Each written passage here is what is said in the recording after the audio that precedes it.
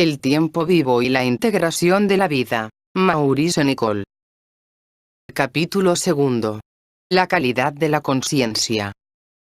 Poca duda cabe que damos por supuesta nuestra conciencia, del mismo modo que damos por supuesto el mundo. Nos parece que nuestra conciencia es algo final, terminante, que es la única clase de conciencia que nos es dable conocer.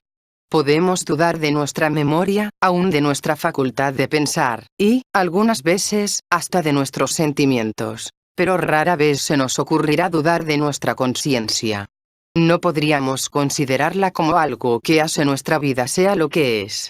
Por ejemplo, el mero hecho de que nuestra experiencia siempre parezca estar dividida en opuestos, en blanco y negro, en sí o no, en contradicciones, no lo atribuiremos a la naturaleza de nuestra conciencia, o a la clase de mente que tenemos y que es un resultado directo de nuestro grado de conciencia, sino a algo inherente a las cosas externas.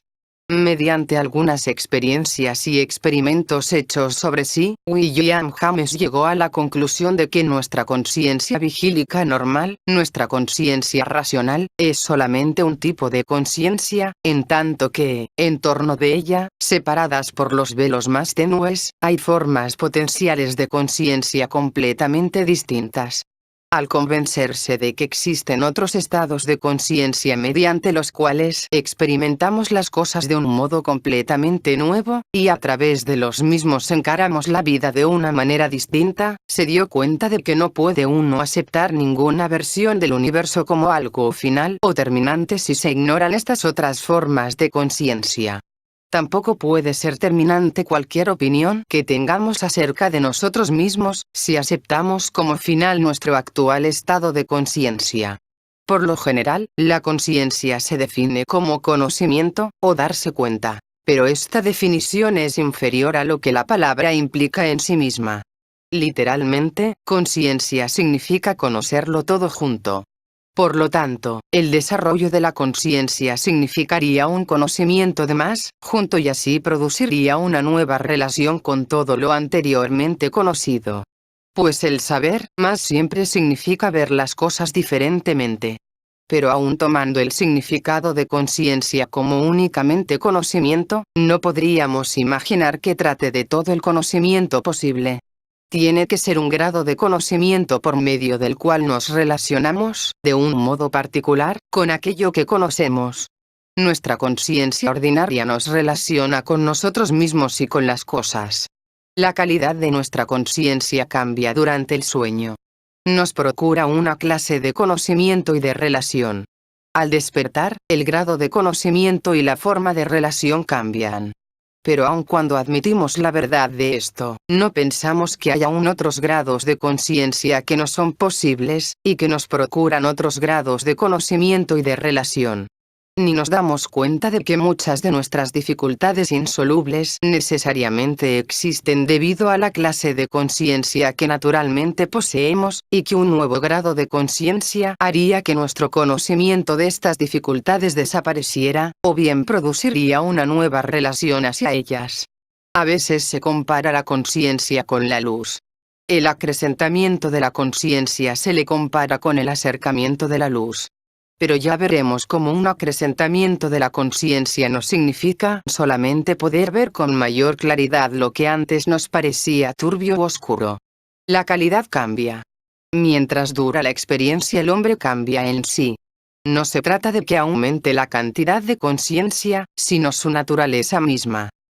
¿Qué pruebas existen acerca de los niveles de conciencia en el hombre desde el punto de vista fisiológico? ¿Qué es lo que nos dice la neurología? En sus enseñanzas acerca del sistema nervioso, Jackson, el precursor de la neurología en Inglaterra, lo concibe como un sistema de niveles nerviosos integrados, en el cual lo superior contiene y gobierna lo inferior. Debemos entender que el sistema nervioso no es una cosa, una composición, una uniformidad. Es una estructura de diferentes agrupaciones de células ajustadas y eslabonadas conforme al principio de la escala y que aparentemente preside la corteza cerebral que, en sí misma, muestra varios estratos o niveles de células nerviosas. Jackson enseña que si se debilita la acción de un nivel superior del sistema nervioso, la actividad del nivel inferior queda liberada. Una función inferior reemplaza a una superior. El punto al cual dio mayor énfasis es que, si lo consideramos fisiológicamente, no podríamos nunca comprender la acción del sistema nervioso a menos que tomemos en cuenta el factor de esta liberación, pues muchos síntomas de los desórdenes nerviosos consisten justamente en este fenómeno de liberación. Es preciso tratar de entender con claridad lo que significó Jackson. Imaginemos un profesor a cargo de una clase de estudiantes, y supongamos que representa el nivel superior en tanto que los muchachos representan el inferior, y que toda la clase constituye un sistema integrado que trabaja de cierto modo. Si el profesor quedase dormido, el nivel inferior quedaría liberado, o sea que los muchachos comenzarían a conducirse como quisieran y todo el sistema trabajaría de un modo bastante distinto. Esto no se debe únicamente a que el profesor duerma, hecho que Jackson hubiese descrito llamándolo factor negativo, o sea algo que de por sí no da lugar a ninguna manifestación o síntoma. Más bien se debe a que los muchachos quedan libres del control que sobre ellos se ejerce, con el consiguiente desorden. Dicho en otra forma, si un nivel superior del sistema nervioso no trabaja, la ausencia de su función no se puede discernir en sí misma. Lo único manifiesto será la liberada actividad del nivel inferior, y eso es lo único que se puede estudiar. La función del nivel superior estará únicamente ausente. Será imposible deducir su naturaleza, pues nosotros únicamente podemos percibir y estudiar la actividad liberada del nivel inferior. Supongamos que el profesor, al dormir, se haga invisible y que nosotros no sepamos absolutamente nada acerca del funcionamiento de una clase. Únicamente veremos un montón de muchachos que alborotan. Nada podremos deducir acerca del verdadero trabajo de la clase en base a semejante desorden. Seguirá siendo algo desconocido para nosotros. En la ausencia de una función superior, necesariamente aparece una inferior. Y esta es de un orden diferente. La función superior no puede deducirse de la inferior. Si pensamos en esto desde el punto de vista de los niveles de conciencia, veremos que bajo nuestro nivel ordinario existe uno inferior, un nivel de otro orden. Jackson observó que al perturbarse el nivel ordinario de conciencia a menudo surgen marcados estados, como de sueño, que atribuyó a la liberación de la actividad de un nivel inferior. Se manifiesta otra calidad de conciencia, pues a este nivel las cosas pueden unirse de un modo imposible para el nivel ordinario, y nos vemos expuestos a fantásticas influencias, a pesadillas, etc., que no existen en un nivel superior. Cuando en la personalidad existen contradicciones muy notables, este estado de sueño tiende a surgir en cualquier momento y a interferir en la vida. No tenemos ningún derecho de creer que nuestro nivel ordinario de conciencia sea la forma más elevada de conciencia, o la única modalidad de experiencia que le es posible al hombre. No podemos decir que el campo de la experiencia interna de sí mismo está necesariamente limitado a los estados de sueño o a la conciencia ordinaria. No solo hemos de considerar la posibilidad de que hay un nivel por encima de nuestro nivel ordinario de conciencia al cual ocasionalmente despertamos, sino, también que nuestra conciencia ordinaria se integra a un sistema mayor cuando esto ocurre. Desde este punto de vista, deberíamos considerar que nuestra conciencia ordinaria es un fenómeno de liberación. Deberíamos estudiarnos a nosotros mismos desde el punto de vista de que somos individuos desintegrados y no integrados. Con respecto a las pruebas, lo que puede decirse desde el punto de vista fisiológico es que el sistema nervioso aparentemente dista mucho de funcionar bajo condiciones ordinarias. Pero, hablando en términos clínicos, estas pruebas son algo muy difícil de asir. Es necesario acercarse al problema desde el punto de vista psicológico. Existe una idea muy antigua que dice que el hombre no podía integrarse ni hallar armonía en su ser mientras permanezca al nivel de una perspectiva sensual. Como criatura de los sentidos, pensando únicamente en base a los sentidos y vuelto hacia afuera, hacia la vida visible, el hombre permanece muerto en relación a lo que es en sí mismo. y no podrán vivificarle las demostraciones que provienen del lado sensible del universo. En las consideraciones que antiguamente se hacían acerca del hombre, y estas consideraciones eran mucho más ricas y más completas que las modernas, se le colocaba en el marco de un vasto universo viviente, y como un ser creado, es decir, creado dentro del universo vivo. De suerte que se estimaba que el hombre no solo se encontraba en el mundo, sino que el mundo estaba en él. La mayoría de las nociones antiguas acerca del hombre y del universo estaban impregnadas de la idea de la escala o de la idea del grado de excelencia. Y es que el universo existe a diversos niveles. Se consideraba al hombre como una creación muy compleja y que llevaba dentro de sí una escala que consistía de distintos niveles de mente, conciencia y comprensión. De todos estos niveles, se tomaba como el inferior el sensual. Conectaré el punto de vista sensual con el punto de vista del materialismo de la actualidad. Lo que hay que advertir acá es que, si en el hombre existen en potencia, grados de desarrollo que están ocultos, como una escala, nadie podrá ascender por ella mediante el poder de su propio ser a menos que trascienda su perspectiva sensual o material. Las implicaciones psicológicas que hay tras este punto de vista son realmente de gran interés e importancia. Un punto de vista sensual o materialista nos limita psicológicamente. Nos limita en el más amplio sentido de la palabra, de suerte que, si existen grados superiores de conciencia, no podremos llegar a ellos mientras únicamente creamos en las pruebas de las cosas vistas, o si buscamos pruebas únicamente en el aspecto visible, tangible y de hecho de las cosas, o si consideramos que el mundo es, sencillamente, tal cual lo vemos nosotros. ¿Cuál es el punto de vista del materialismo? No es cosa tan fácil de definir. Sin saberlo, somos materialistas. En nosotros el problema del materialismo es mucho más hondo de lo que imaginamos. En primer lugar, desde el punto de vista materialista miramos hacia afuera, por los sentidos, en demanda de una explicación y de la causa de todo. Comenzamos partiendo de la base de que el fenómeno es una verdad absoluta. Cuando hablamos de los problemas trascendentales, buscamos pruebas de la existencia de Dios en la vida fenomenal. Si la vida nos llega a parecer maligna, pensamos que no puede haber Dios. De un modo científico buscamos las causas del fenómeno en el mundo. En ambos casos estamos haciendo lo mismo. En el primero buscamos el espíritu en la vida visible y material. En el segundo, buscamos los principios que hay tras el fenómeno en las formas más pequeñas de materia. Como materialistas, buscamos la causa en las partículas de materia más elemental. Buscamos la explicación ubérrima del misterio de la vida en los procesos fisiológicos más nimios, en la bioquímica, etc. Podríamos comparar esto con la búsqueda de la causa de una casa en solamente su estructura más pequeña, como si nos fuese posible hallar la verdadera causa en los ladrillos elementales que la componen y no en la idea que hay tras de ella. Para el materialista el mundo ha de ser algo carente de ideas. No puede ser una obra de arte maestra, pues ¿dónde está el artista? Ni el telescopio, ni el microscopio revelan su verdadera existencia.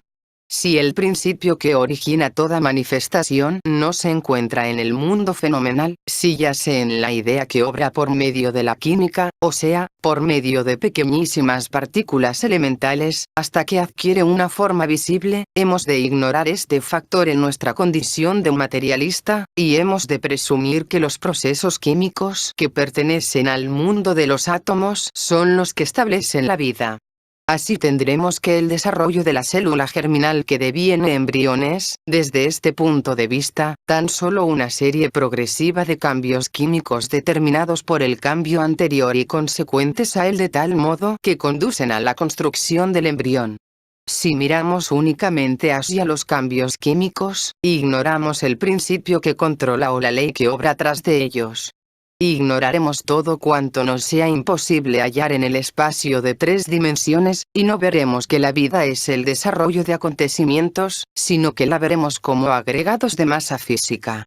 Hablando con mayor precisión, el materialismo da preferencia a los sentidos y a la materia física, por sobre la mente o la idea. En su libro X de las leyes, Platón destacó con bastante claridad el punto de vista del materialismo de entonces. Materialista era todo aquel que consideraba que la naturaleza deriva de sí misma.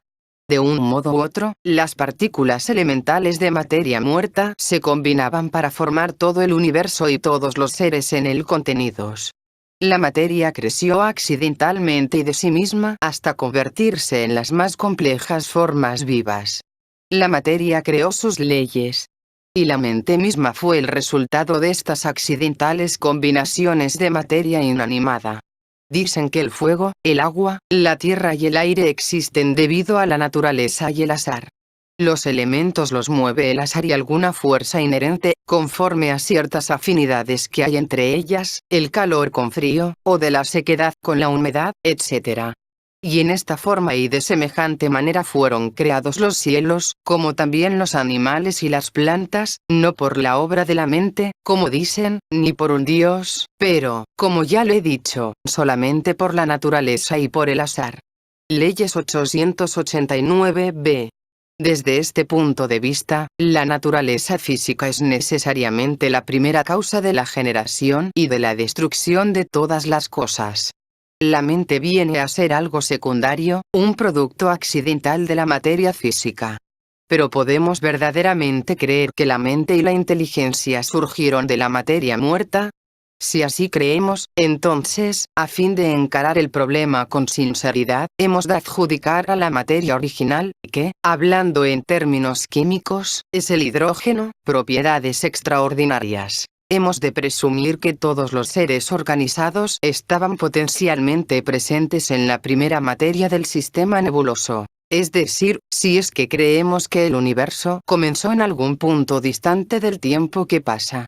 El punto de vista del materialismo científico es que la materia primaria es algo muerto. Así, el universo está muerto y la naturaleza también. Y una naturaleza muerta no puede, por cierto, tener propósito alguno. No puede ser teológica. Desde los tiempos de Platón, hasta la fecha, la ciencia ha ido más allá de aquella etapa en que los sentidos no tenían ningún auxiliar. Ha convertido la materia en electricidad, y al mundo tridimensional en un mundo teórico de por lo menos 4 dimensiones. Ha ido más allá de los conceptos naturales, es decir, de los conceptos sensuales. Ha ido más allá de lo visible y de hecho, los físicos modernos tratan de comprender dónde nos encontramos. ¿Qué es este campo mundial en el que ocurren los acontecimientos? ¿Un acontecimiento produce verdaderamente otro? ¿Qué es esa continuidad tetradimensional llamada espacio-tiempo? Y ya que en esto estamos, ¿qué es la electricidad? Vivimos en un misterioso e incomprensible universo. Sin embargo, en términos psicológicos, lo que prevalece es el punto de vista materialista que esparce sus efectos sobre todo el mundo. ¿Cómo podremos captar más efectivamente en qué consiste el materialismo en relación a su efecto psicológico? ¿Por qué puede limitarnos psicológicamente? Demos una mirada a un punto de vista completamente distinto. La opinión platónica de la realidad visible, de lo fenomenal, era que, tras ella, existía un orden de realidad invisible y mayor. Más allá y por encima de toda forma o figura que podamos aprehender por los sentidos, hay una forma o figura invisible que se puede percibir solo con la mente. Estas formas o figuras invisibles, a las que se conecta nuestro término idea, ocupan un lugar de prioridad en la escala y son, por lo tanto, mucho más reales que cualquier forma o figura perceptibles. El mundo de los sentidos, todo cuanto vemos, es una expresión muy limitada de la forma real. En términos más precisos, la ciencia estudia aquello indicado en el objeto invisible, el objeto de cualquier cosa que se pueda llamar ciencia en el estricto sentido de la palabra, es algo que puede indicarse por el mundo de los sentidos, pero no es verdaderamente de este mundo, sino que corresponde a un superior grado de realidad. Burnett, Platonismo. Por ejemplo, el geómetra estudia los triángulos y encuentra que la suma de los 3 ángulos internos de cualquier triángulo siempre es igual a la suma de 2 ángulos rectos. Pero esto no es la verdad de cualquier triángulo que podamos percibir con los sentidos externos porque no es posible dibujar un triángulo exacto. de suerte que el triángulo en sí pertenece a una realidad de un grado superior al de cualquier representación visible. Como una idea, o sea el triángulo ideal, no existe en el tiempo que pasa y en el espacio. No es visible. Tan solo puede aprehenderse por la mente. De la misma manera, cualquier semblanza de belleza, de relación y proporción en el mundo visible, tal como lo vemos con los órganos visuales, tiene, tras de sí, belleza, relación y proporción pertenecientes a un grado más elevado de realidad. Y hacia ello apunta el arte y por él podemos captar algunos vislumbres de una conciencia superior a la ordinaria. Pero para el materialista, el grado superior de la realidad no tiene semblanza. Y creo que sería imposible explicarla en base a lo que sirve de apoyo al materialismo. Puede haber un abajo, pero no puede haber un arriba. No puede existir un grado de realidad superior. No puede haber un orden superior tras el mundo fenomenal, nada anterior en la escala. Pues el universo ha de ser un producto sin mente, y el cuerpo ha de venir antes que la mente. No puede haber pensamiento sin fósforo. La materia ha de preceder a la función y al uso, y la sensación al significado. Admitir que hay un orden superior de realidad tras toda la conocida realidad es, de hecho, una reversión, en el sentido en que apunta el materialismo. Pues equivale a afirmar, por un acto mental, aquello que por sí mismos no nos pueden mostrar directamente los sentidos, y que, a la vez, los sentidos verdaderamente indican. Y es justamente este el punto en el que Platón coloca el cambio del alma del hombre, en el reconocimiento de que existe un orden superior de realidad que explica este mundo obviamente imperfecto, sugestivo, en que vivimos. Si el universo está en el hombre, como una escala de la realidad, y el hombre en el universo, cualquier explicación inferior que el hombre se dé acerca del universo repercutirá sobre él. Se limitará a sí mismo, permanecerá en un estado inferior al de su propio ser, al ser que lleva en sí en potencia. Entonces no le quedará sino estudiar un mundo material muerto y fuera de él, y del cual su vida y su mente surgieron por accidente. Si hay en nosotros energías capaces de buscar en otra dirección, se hallarán, sin meta alguna. Pues si hay cosas del espíritu, si hay grados de conciencia y realidad más elevados en él, entonces todos esos impulsos, que en su correcto desarrollo deben liberar al hombre de la tiranía de la vida exterior y darle independencia interior al alma a medida que vaya dándose cuenta de estos grados internos que lleva en sí, quedarían fusionados con la vida externa, se convertirían en una común influencia exterior, pues al carecer de una meta interior, le parecería que la meta ya se fuera. Aumentaría el poder hipnótico de la vida externa. Habría una tendencia a sentir lo externo fanáticamente, o sea religiosamente. Y quizá esta sea la razón por la que en esta era materialista los hombres parecen estar condenados a sacrificarse más y más a las organizaciones de masas, a la guerra, a las máquinas, a la velocidad, a lo gigantesco y feo de toda especie, a fin de obtener alguna satisfacción emocional. Así vista, la actitud del materialismo científico aumenta la debilidad interior del hombre, debilidad que siempre es muy grande. En todo cuanto le pertenece, en todo cuanto le es necesario para el albor de la individualidad, el hombre se ve más y más impotente. Y el materialismo científico le procura la ilusión de que puede obtener un poder absoluto sobre un mundo material y muerto. Y con esta creciente debilidad interior el hombre busca más y más medios para colocarse bajo alguna personalidad dominante, para renunciar a su propio pensamiento, para dejar de ser un hombre en todo sentido. ¿Qué paradoja puede ser más extraña que esta? La actitud emocional que pertenece al materialismo ha de ser necesariamente muy distinta a aquella que pertenece al idealismo. Como materialistas, pensamos que podemos develar los secretos de la naturaleza, y muy a menudo nos arrogamos el crédito de ser los creadores de cualquier proceso que hayamos descubierto. Cosa muy extraordinaria es advertir cuán satisfechos quedamos de que sabemos algo en virtud de cualquier explicación superficial y descriptiva que nos llegue. Por ejemplo, mediante un análisis químico podemos descubrir la composición cuantitativa de cualquier substancia. La vegetación es indudablemente de sangre verde. Su constituyente más importante es la clorofila. El hombre tiene la sangre roja, y su principal elemento es la hemoglobina. Mediante el análisis químico podemos descubrir que la estructura de ambas es más o menos similar, y que cada una contiene tantos átomos de carbono, oxígeno, hidrógeno, etc. Y entonces presumimos haber descubierto lo que realmente son. Lo presumimos porque hemos descubierto la cantidad y clase de ladrillos elementales que constituyen la substancia. Pero su uso, y la idea que hay tras de estas substancias, pertenecen a un orden de pensamiento completamente distinto. Y esto es lo que, como materialistas, siempre propendemos a ignorar. Ignoramos lo que representan, ignoramos el lugar que ocupan y el papel que desempeñan en un universo conexo. Ignoramos la calidad, pues, como materialistas, no admitimos la existencia de un universo conexo o inteligente en el cual toda cosa tiene una función precisa. Y, efectivamente, Comte dijo que la calidad no era una entidad positiva, sino que lo más positivo era la cantidad. Pero no es el aspecto más positivo de una cosa el significado que tiene como un todo, su función y su uso, el papel que desempeña en la vida del hombre y en la vida del universo. Y no es un hecho que, hablando en términos cuantitativos, el más grande misterio yace en que las diferencias estructurales químicas transmiten tal variedad de cualidades. El aspecto más positivo de una cosa es la cosa como un todo. Y jamás podremos verdaderamente explicar o comprender algo por la simple reducción a las partes más elementales, si ignoramos las cualidades que son patentes, los usos y los propósitos al tomar las cosas como un todo.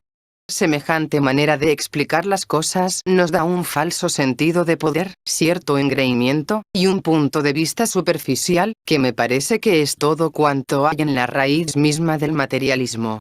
Recuerdo la primera vez que tomé contacto con la química, en la escuela. Todo parecía hacerse asombrosamente sencillo y simple. Todo era únicamente química, diferentes cantidades y combinaciones de partículas elementales. Un ser viviente no era sino una combinación de diferentes cantidades de átomos, de ladrillos infinitamente pequeños, de carbono, oxígeno, hidrógeno, sulfuro, nitrógeno y fósforo. Por cierto que, en cantidades enormes e inconcebibles, pero de todos modos, solamente átomos. Aún un ser amado no era, sino una prodigiosa cantidad de átomos. En base a las cantidades, las explicaciones parecían fascinadoramente sencillas. ¿No es la fascinadora obsesión de explicar lo mayor por lo pequeño la raíz misma de toda obsesión? Parecía que me habían entregado el secreto del universo, especialmente en aquella época en que las gentes, por lo general, sabían muy poco acerca de la química. Fue solamente cuando comencé a ponderar sobre la ley de periodicidad de los elementos, o la ley de la octava como la llamó el químico inglés Newlands, la ley mediante la cual la misma clase de elementos se repiten a sí mismos a intervalos regulares, que me di cuenta de que algo había tras estos átomos y tras toda la química. Hay una ley, hay un orden que determina su acción, sus propiedades, su posición, sus afinidades y relaciones. Tras estas partículas elementales había otro mundo, un mundo de ley, de orden de forma y principio, que juntaba estas partículas y producía todos los cambios químicos y sus posibles relaciones. Pero es comprensible que quien no haya comenzado a pensar se sienta intoxicado por los poderes que la ciencia aparentemente pone en manos del hombre. Parece que fuese posible explicarlo todo, saberlo todo, comprender exactamente por qué cada cosa es lo que es. Y este primer contacto con la ciencia produce en algunas personas un extraordinario desprecio y una notable intolerancia contra cualquier cosa que parezca idealismo, o sea contra un mundo tras este mundo visible, un mundo invisible que explica al visible. No puede advertir que en realidad no podemos saber ni comprender, ni siquiera explicar, cosa alguna si únicamente empleamos el método de la ciencia, y que todas nuestras explicaciones no vienen a ser sino descripciones de procesos que siguen siendo un misterio. El hombre natural de los autores del siglo XVIII, y el de mente carnal o sensual de los antiguos, es aquel que vive volcado hacia afuera, sujeto a los sentidos, y cuya mente se apoya únicamente en los sentidos. Pero todos llevamos a este hombre natural como una parte de nuestro ser. Este aspecto de la psicología humana se ha intensificado por las maravillas de la ciencia, cuyo punto de vista general ya ha llegado a las masas. Intelectualmente parecemos tener tan solo lo que Pablo llamó la mente de la carne. Y aun cuando vagamente creemos en realidades superiores a aquellas con las que podemos tomar contacto mediante los sentidos, el hombre natural en nosotros nos acosa con la idea de que, si verdaderamente existen tales realidades superiores, y en el caso de que existan, su existencia será demostrada por alguna gran prueba científica, o bien desahuciará toda idea de una realidad superior. Pero podemos siquiera suponer que una demostración de las realidades superiores, y me refiero a algo que pueda apelar a los sentidos, pueda elevarnos por sobre el nivel de una comprensión sensual. Nada que pueda servir de prueba a los sentidos, ningún descubrimiento científico, sea el que fuere, ninguna demostración que se nos pruebe podrá elevarnos por encima de tal nivel de comprensión. ¿Por qué ha de ser esto así? Quizás jamás hayamos considerado esta cuestión. Si dentro de nosotros existen, en potencia, grados de una realidad superior, entonces nada que provenga del lado de los sentidos podrá abrir estos grados de por sí. No podemos entender esto con facilidad.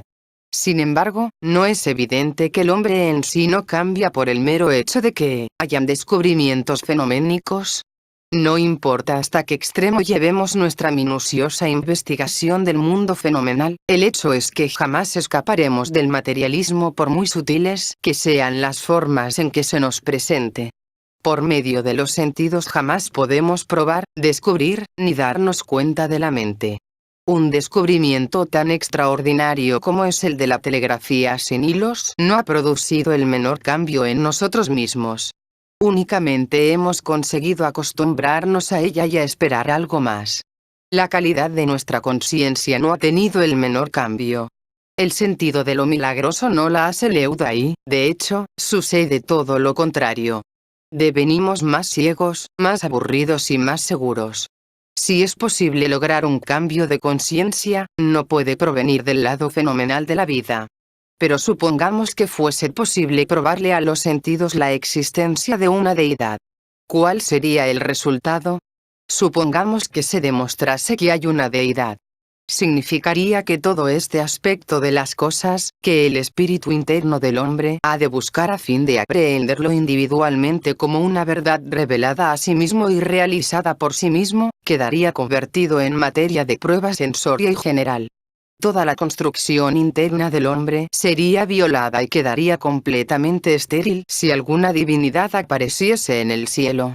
El hombre quedaría forzado, por medio de los sentidos, precisamente en algo que corresponde a asuntos más elevados e individuales. Se anticiparán de la manera más calamitosa aquello que es lo más profundo del drama de lo visible e invisible, y nuestra situación sería más intolerable de lo que actualmente es. Quizás si desde este ángulo podamos ver por qué todos los argumentos en pro de una inteligencia superior que llegan a demostrarse sensoriamente es algo que nos repele cuando se nos presentan muy de cerca como evidencia, como el argumento de Paley en cuanto al diseño, la supuesta teoría de los espíritus, las pruebas de los milagros externos y la magia. Y es que lo exterior no puede forzar a lo interior. En todos estos asuntos, la prueba externa de lo maravilloso no nos ayuda en absoluto. Los milagros del mundo moderno en la física no nos han ayudado a lograr valores más profundos. Y el aumento de la amplitud de los fenómenos conocidos o esperados evidentemente no despiertan el espíritu en el hombre. De por sí, la vida es ya bastante milagrosa, únicamente que nosotros no nos damos cuenta de ello. Si captamos algún vislumbre de su misterio, bordeamos, por un momento, nuevas emociones y nuevos pensamientos, pero este es un vislumbre interior, viene de lo profundo de uno mismo como un despertar momentáneo e individual del espíritu. Eckhart dice que cometemos una falta al ver a Dios en lo que yace fuera de nosotros. Dios no es materia de pruebas sensorias o de una demostración colectiva. Dios no es el prodigioso y terrible torbellino, ni el terremoto, ni el fuego. Mientras mantengamos semejante punto de vista, mantendremos un freno dentro de nosotros mismos, y no podremos entender algo que es de una tremenda importancia. ¿Por qué ha de ser esto así?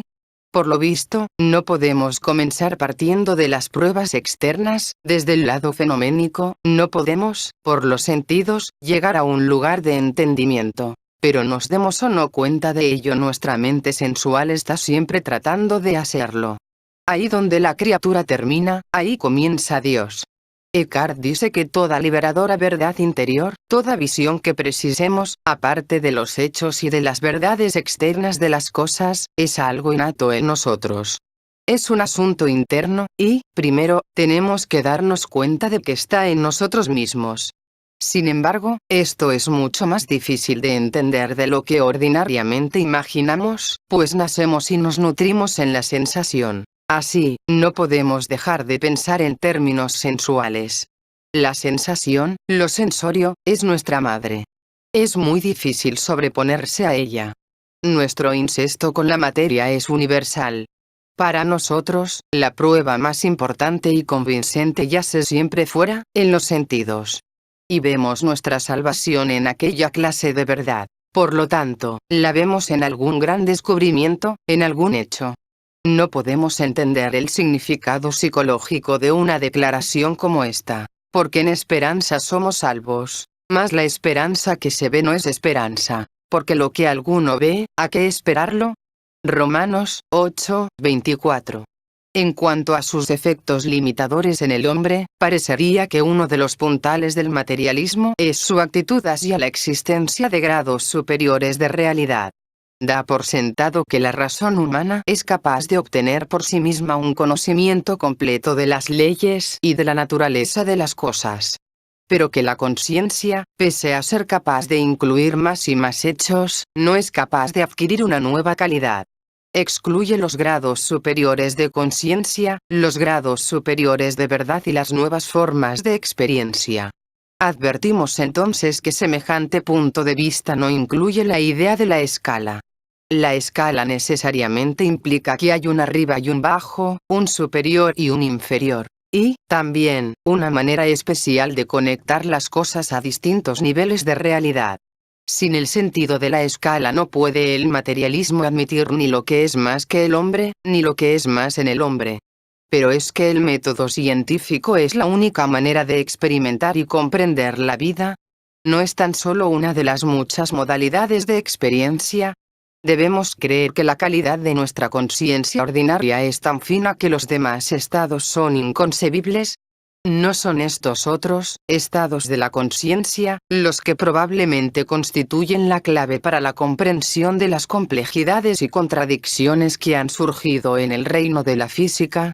El poder de síntesis de nuestra conciencia ordinaria bien puede ser de tal categoría que le resulte imposible asimilar como un todo los descubrimientos separados de la investigación científica. Este argumento significaría que el materialismo científico está limitando el desarrollo psicológico del hombre porque, sencillamente, da por supuesta la conciencia. Por lo tanto, no se ocupa del problema de cómo puede el hombre alcanzar un estado de desarrollo superior en sí. No se preocupa de los medios, la clase del conocimiento, del trabajo, de las ideas, los esfuerzos y la actitud necesaria para este desarrollo. Y vemos que esto último ha sido siempre, en su aspecto interno, el motivo de la preocupación de lo que conocemos como religión. Lo que se ha dado en llamar el abismo entre ciencia y religión se encuentra justamente en este punto. El hombre no puede comprender más porque se encuentra en un estado de desorganización. La calidad de su conciencia es demasiado separada y grosera.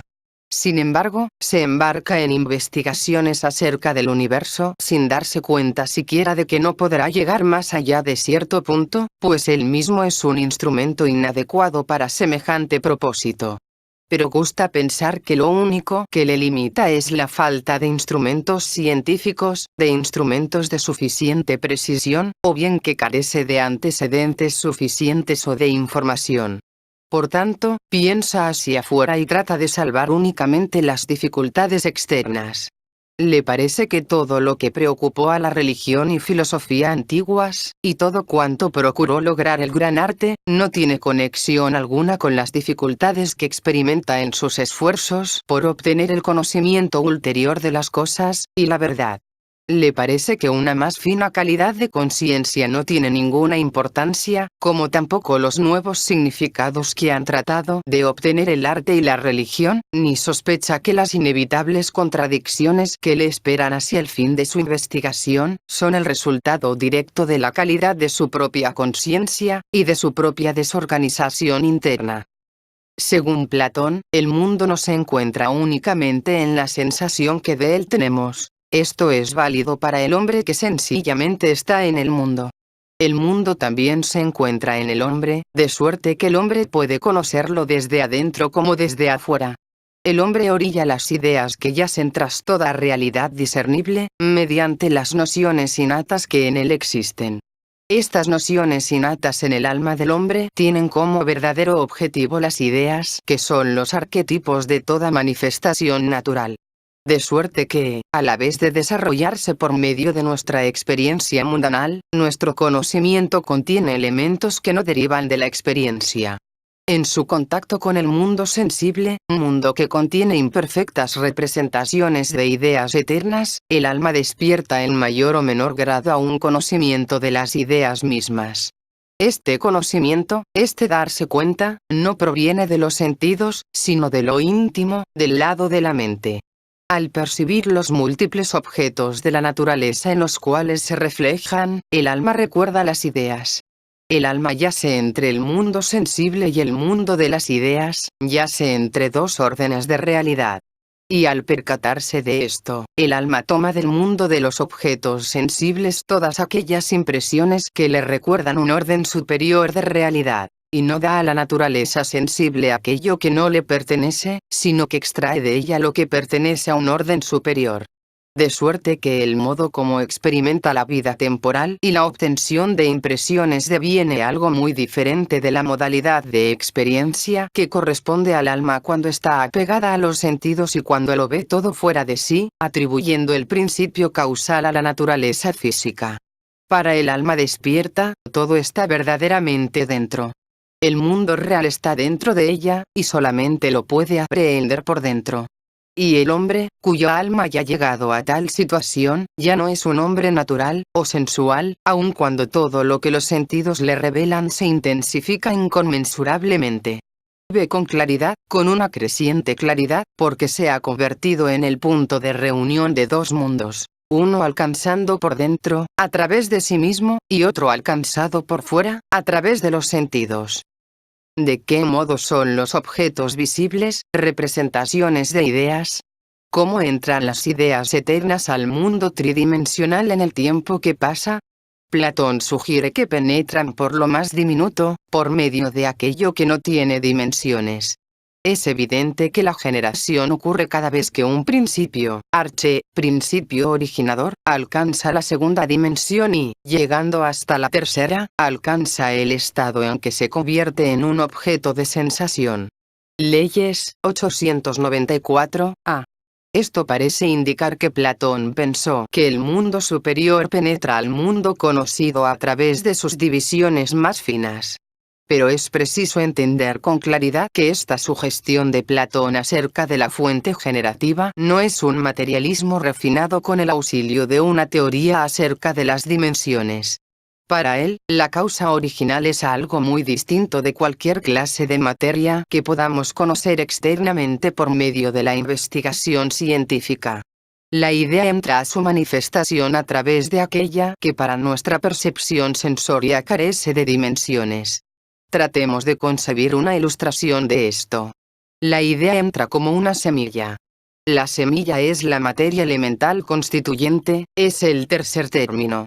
Entre el primero, la idea, y el tercero, la semilla, crece una flor, un animal o un niño, y este es el segundo término. La semilla es causa, pero tan solo en un sentido. La semilla es fértil debido al primer término, la idea, que es nada, que no tiene dimensiones y que es invisible en el mundo fenomenal. Si la organización material de la semilla tuviese alguna falla, no podría manifestarse la idea a que está unida, no podría manifestarse correctamente en el espacio, ni en el tiempo que pasa. El poder espermático se encuentra verdaderamente en la idea, más que en las semillas. y fluye como una corriente a través de la semilla cuando existen las condiciones adecuadas para su nutrición. Pero con nuestro pensamiento natural vemos la totalidad de la causa de una flor, de un animal o de un niño, únicamente en la semilla, en la más diminuta pizca de materia organizada. Y en caso de las híbridas estériles, pensamos más en el estado o condición de la semilla que en la confusión de dos ideas claras, cada una de las cuales puede manifestarse únicamente en una semilla apropiada. Como consecuencia de la calidad de nuestro ser consciente, que tan solo nos da una dirección externa, no podemos vernos a nosotros mismos con claridad. Tomamos los efectos que la vida exterior ha producido en nosotros como si fuesen nosotros mismos, nuestro verdadero ser. Escasamente podemos discernir nuestros estados y modos separándolos de lo que parece ser la causa exterior.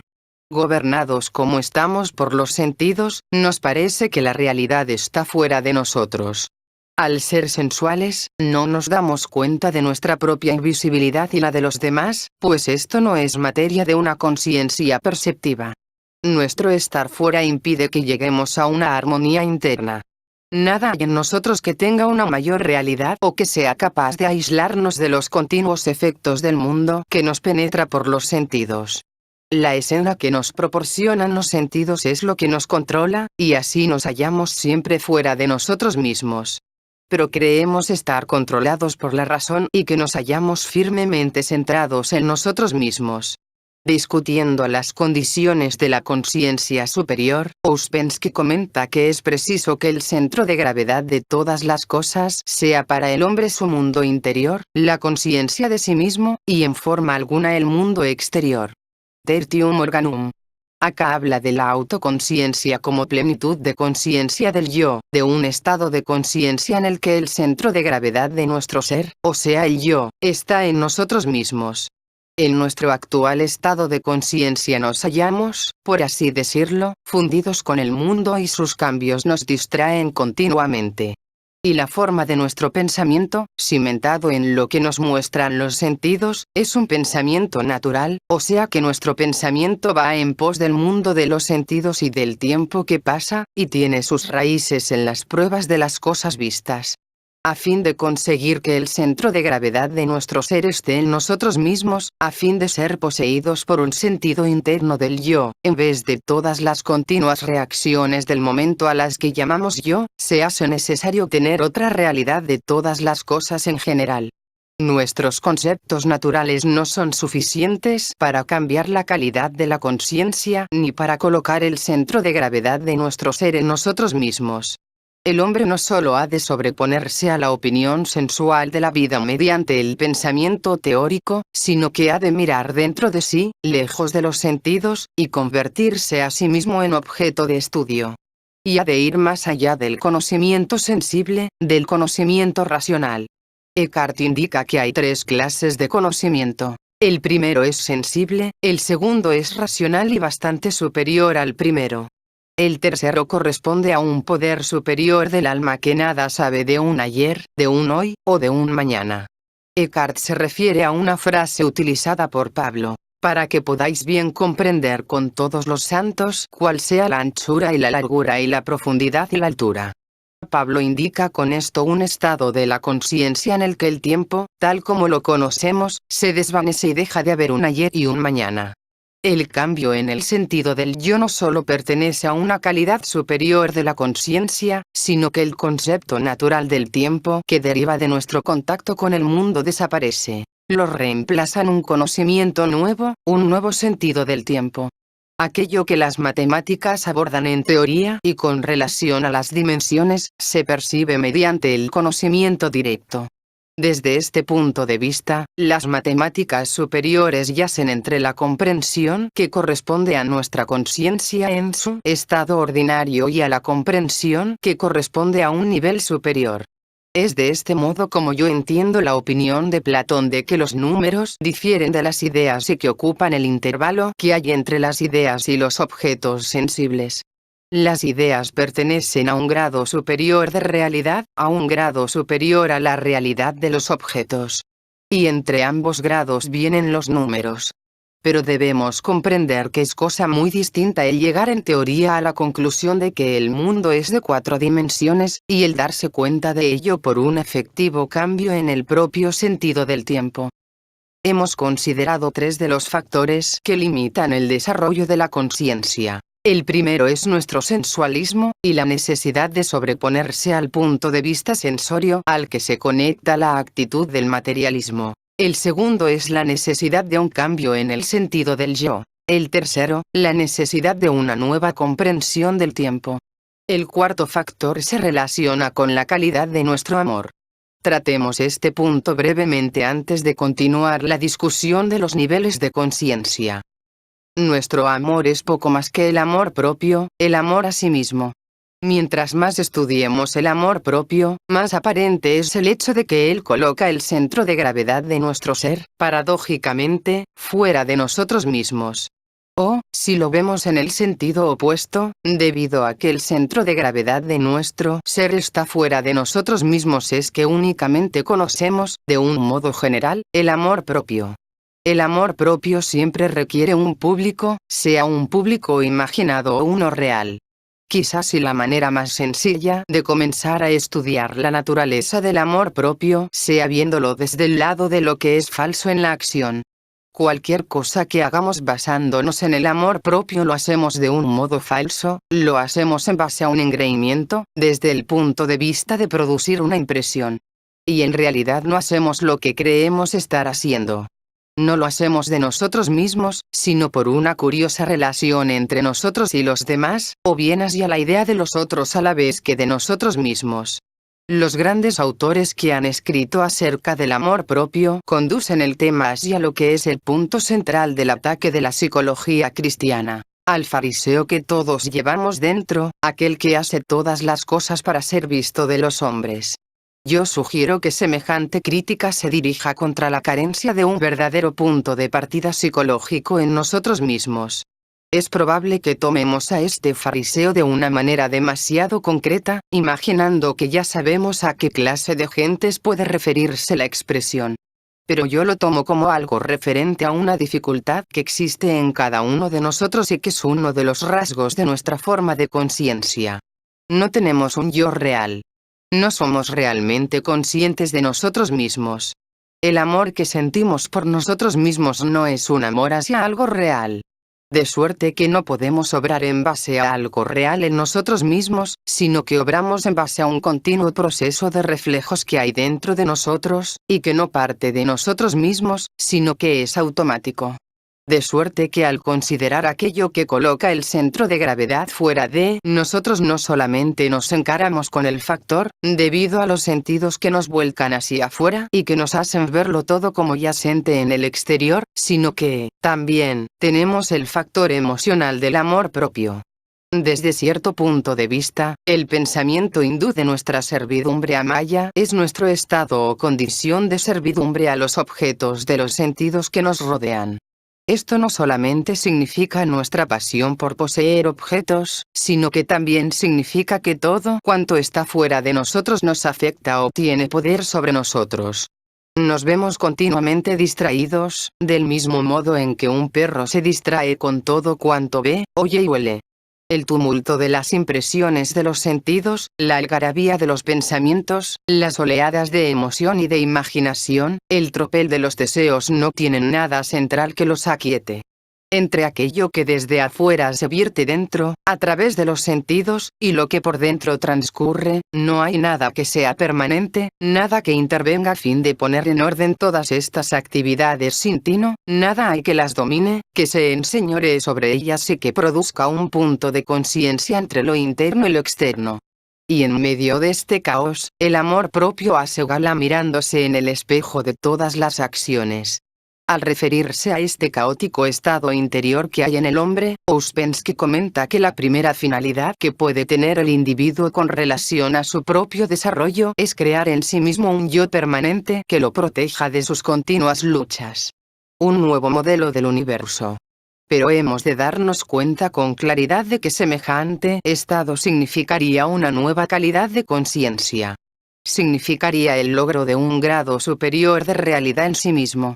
Un yo permanente, un yo de esta naturaleza, no podría derivar del amor propio, pues el amor propio cambia de dirección a cada instante, probándose diferentes disfraces, por así decirlo, y admirándose con cada pose distinta.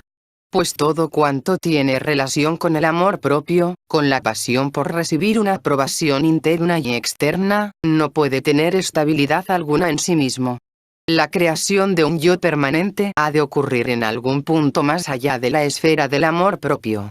Ha de crearse a través de una serie de trabajos que no tienen por base el amor propio y que no pueden comenzar partiendo de la admiración de sí mismo.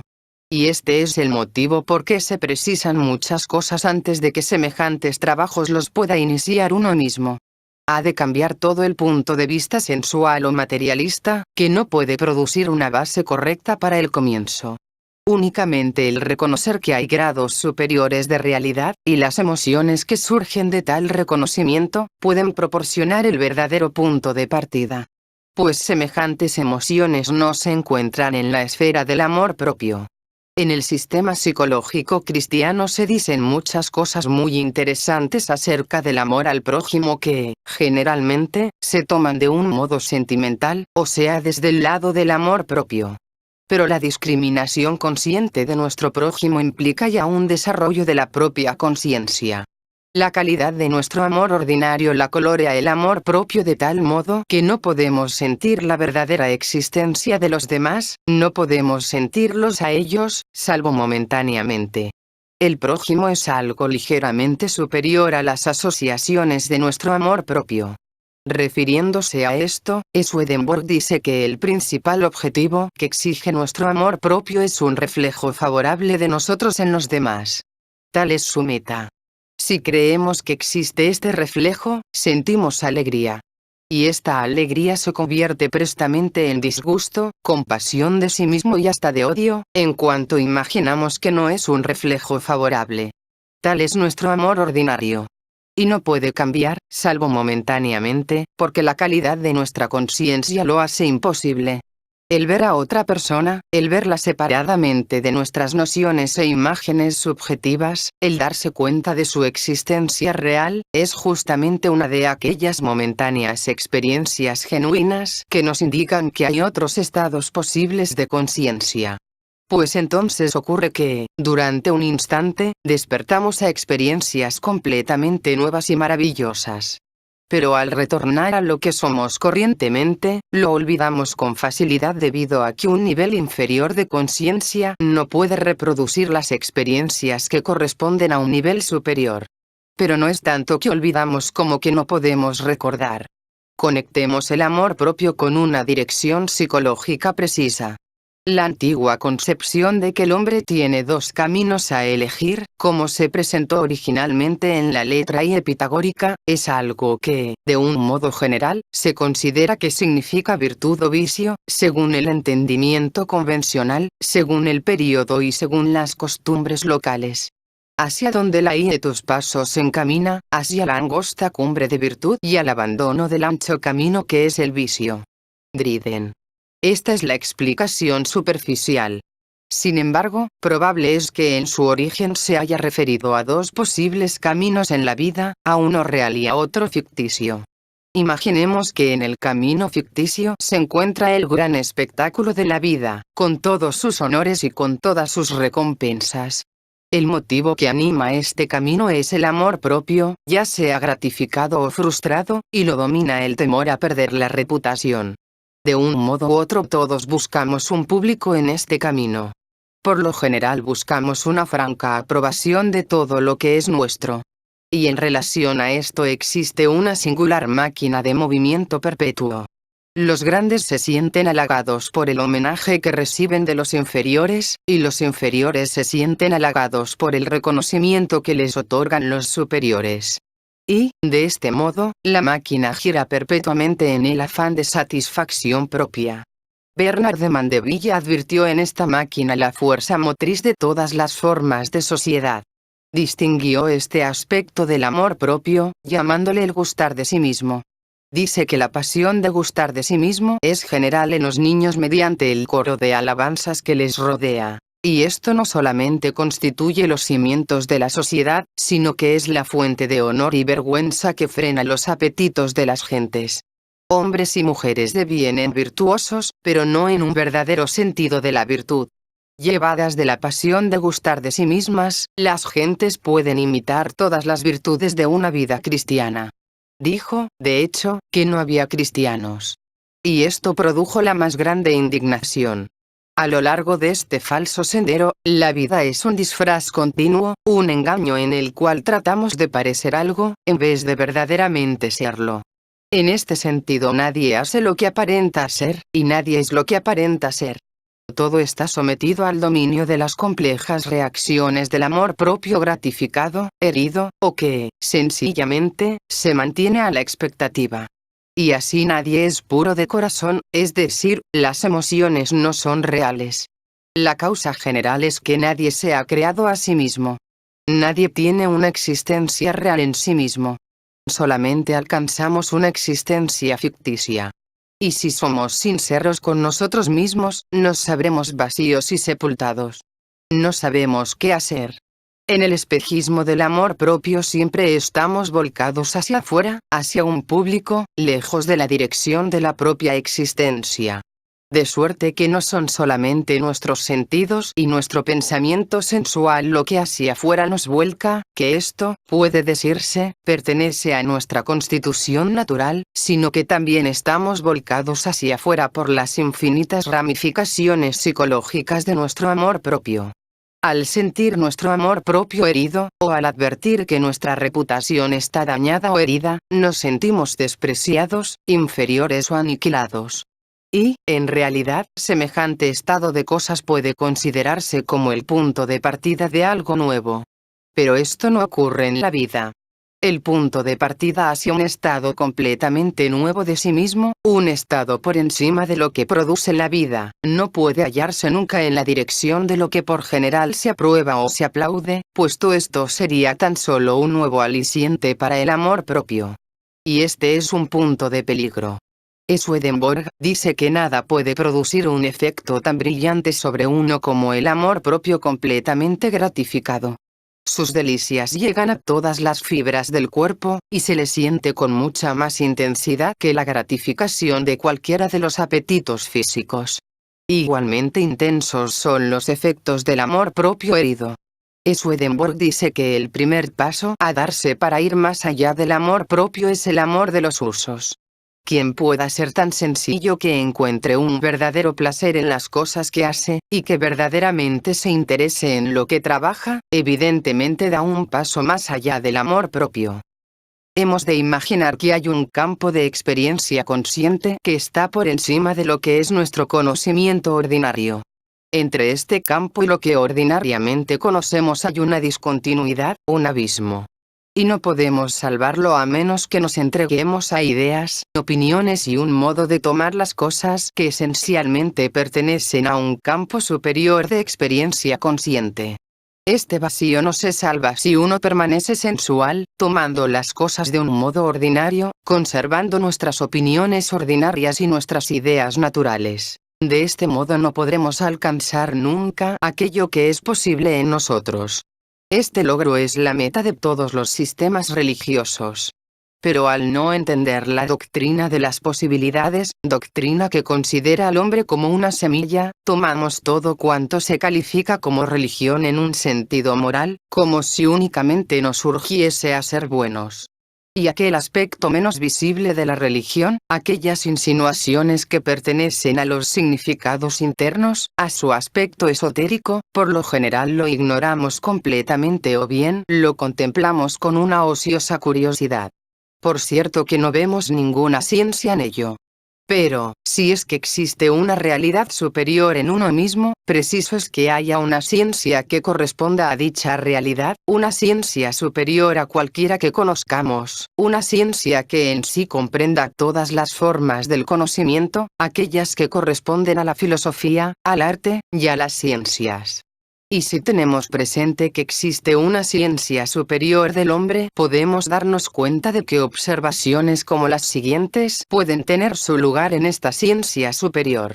Boehme dijo que podíamos entrar en contacto con una nueva realidad de nuestro ser y percibirlo todo en una nueva relación, siempre que logremos aquietar los pensamientos que tenemos acerca de nosotros mismos y la propia voluntad, y detener la rueda de la imaginación y de los sentidos.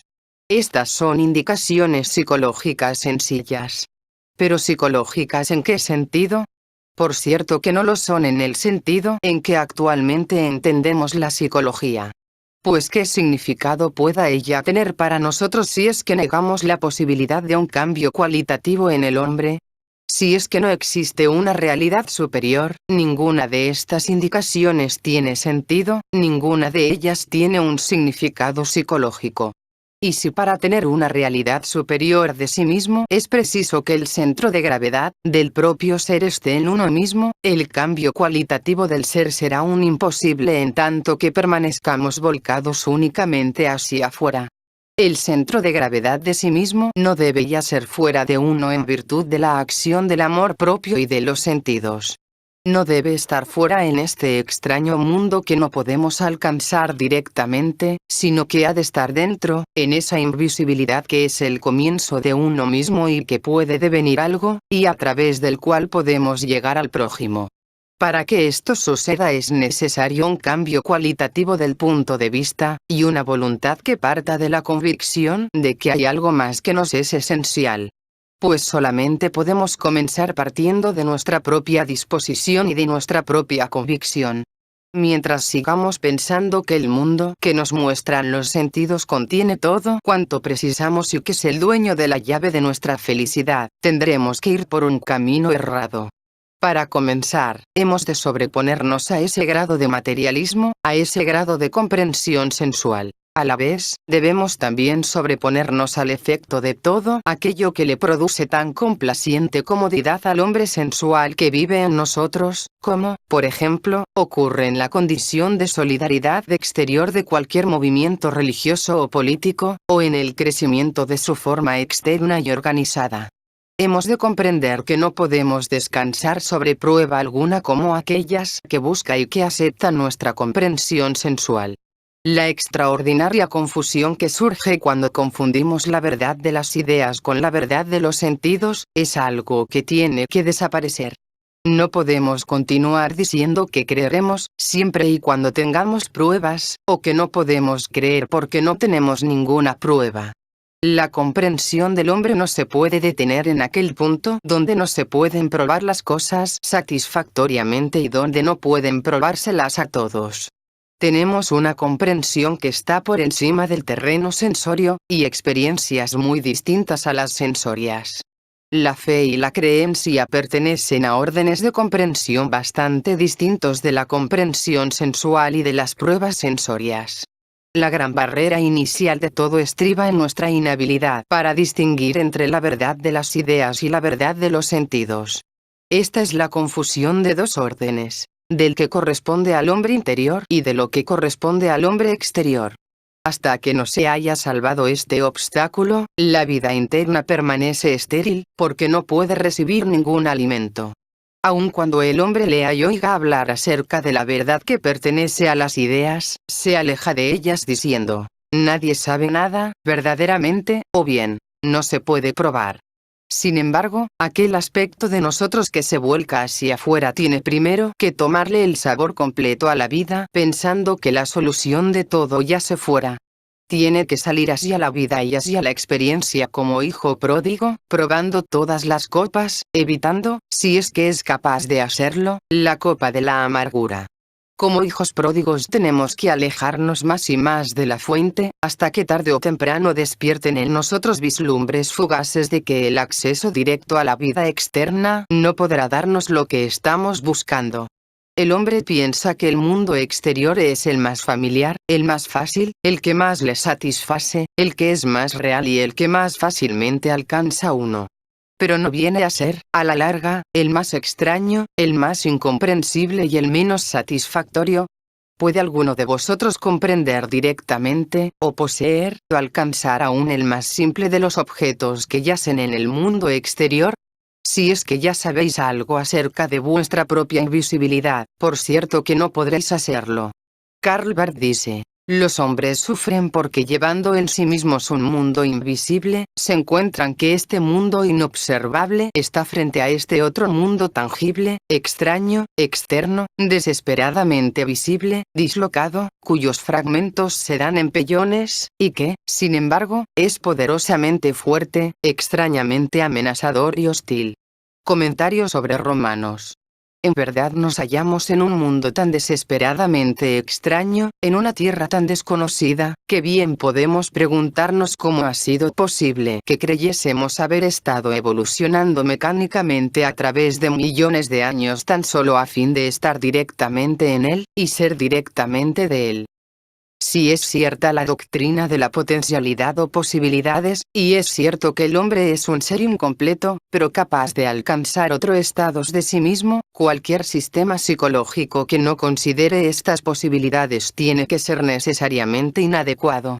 Tiene, en verdad, que ser de un carácter negativo. No bastará tomar la vida conocida por sí sola. Un sistema psicológico positivo, como el que le es inherente al cristianismo, tiene que enseñar que el hombre puede ser diferente y ha de cimentarse en la opinión, en el conocimiento efectivo, de que el hombre es capaz de una clase muy precisa de desarrollo, que la mera respuesta a la vida conocida no puede proporcionarle, y que, por lo mismo, puede ocurrir en el hombre una transformación igualmente precisa. Las ideas que pertenezcan a tal sistema no serán, por cierto, fáciles de entender de un modo ordinario. No serán ideas acerca del mundo fenomenal, acerca de las cosas de los sentidos, acerca del tercer término. No podrán verificarse a través de consideraciones históricas que son de menor importancia. La veracidad de una idea no se prueba por el hecho de demostrar que su fundador existió. La prueba de esta clase de verdad tan solo puede darse en la propia experiencia del hombre cuando la idea le penetra. Semejantes ideas no pueden compararse a las ideas científicas ordinarias. No nos las encontramos en libros acerca de la naturaleza física del universo. Y, a menos que podamos distinguir entre esta clase de ideas y las ideas científicas ordinarias, nunca seremos capaces de darles un lugar germinador en nuestra mente, o quizás nunca podamos siquiera captar aquello a que se refieren.